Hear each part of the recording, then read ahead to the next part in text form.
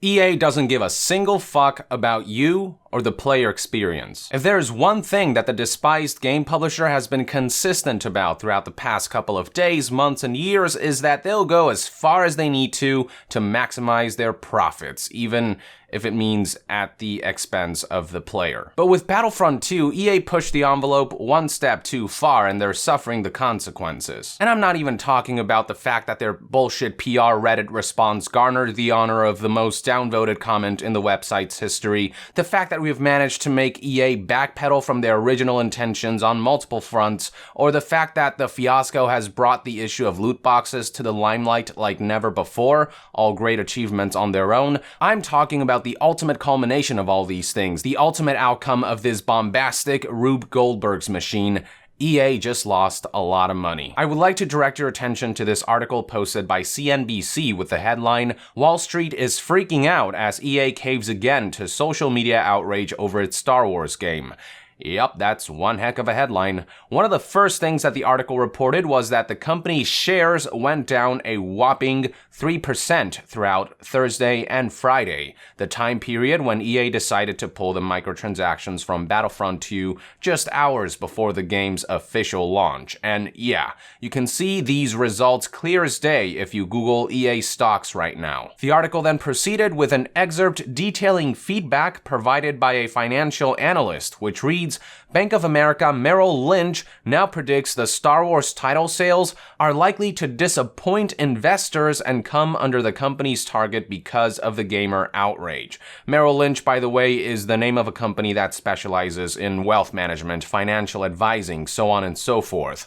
The representative sharing all this information is a stock analyst going by the name of Justin Post, whose insight the article further detailed in the following excerpt.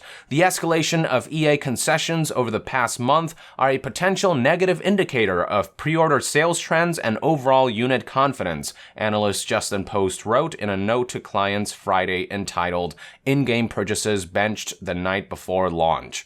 The Star Wars Battlefront 2 bumpy launch week creates incremental risk to early unit sales, initial reviews also underwhelming. We think unit sales could come in below EA's earlier fiscal year 18 outlook for around 14 million units. You heard that right. By 2018, EA expected to sell 14 million units of Star Wars Battlefront 2. It's the kind of lofty goal that EA is infamous for setting, but to be fair, with an immensely popular franchise like Star Wars, it's not unfeasible. Not to mention that timing Battlefront 2's release just a month before Star Wars Episode 8 The Last Jedi makes its way to movie theaters in December would go a long way in boosting sales. But EA's long-term plans for Battlefront 2 seemingly went up in flames after the widespread controversy surrounding what are essentially gambling features in a title that was aimed at both adults and children. However, the publisher does have ways to mitigate the damage, according to Justin Post. The article proceeded with, the analyst is hopeful upside from the publisher's sports titles will make up for faltering sales results for Star Wars Battlefront 2. We think the strength of FIFA Ultimate Team could offset a 2 to 3 million unit shortfall for Battlefront and remain comfortable with our fiscal year 18 estimates, he wrote. In other words, from a financial standpoint, while Battlefront 2's controversy has hit EA's short-term cash flow pretty hard, it is by no means a disruption of their long-term financial health. In the grand scheme of things, this is just all a bump in the road for EA. The publisher even filed a securities filing with the SEC, stating that temporarily turning off Battlefront 2's in-game purchases is not expected to have a material impact on EA's fiscal year 2018 financial guidance. But you know what? That's alright, because everything that's happened over the past few days still marks a significant victory in the battle against EA and greedy game publishers in general. At the end of the day, the goal isn't to burn EA to the ground, but rather to instigate a positive change for a video game industry that is decaying, and change begins with small victories that have a far-reaching ripple effect. Sure, EA's long-term financial health may not have taken a huge hit, but we dented it enough to stop EA in its tracks and make them pay attention for once. The protest against Battlefront 2 may not have been a shot to the heart, but it was a nice tap to the balls. Not lethal, but very painful. Keep in mind that there's only so much bad PR and short-term financial flops a company can take before they start to have long-term effects. And now that EA knows what the gaming community they've been exploiting can accomplish when they rally against them and how much of an effect they can have on game sales and their maximum potential revenue,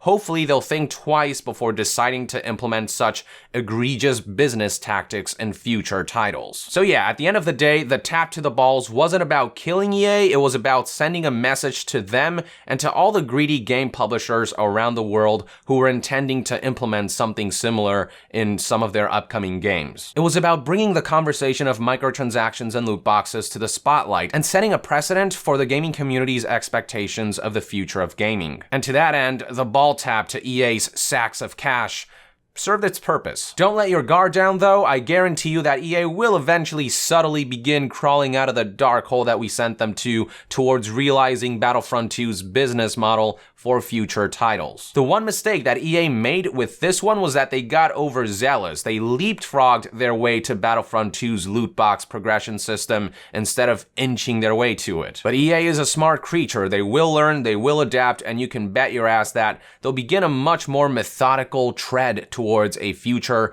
dominated by pay-to-win loot box progression systems. They're going to keep pushing that initiative of turning games into services, which is why moving forward, we must keep applying the pressure and remain vigilant. We cannot give EA, or any other game publisher for that matter, so much as an inch on the matter of microtransactions and loot boxes, especially when they're as blatantly exploitative and predatory as they are in Battlefront 2. And we can do that by threatening what these bastards value above all else: the money. And as we have learned over the past few days, community backlash and word of mouth are one hell of a weapon in that regard. With that, I would like to end this news update. Thank you for tuning in. I hope you found this video insightful, and if you enjoy my content, consider supporting me on Patreon. All contributions will go towards helping this channel remain 100% independent and self-sustained. And to be further updated on all things gaming news, reviews, and discussions, stay tuned right here on Young Yeah.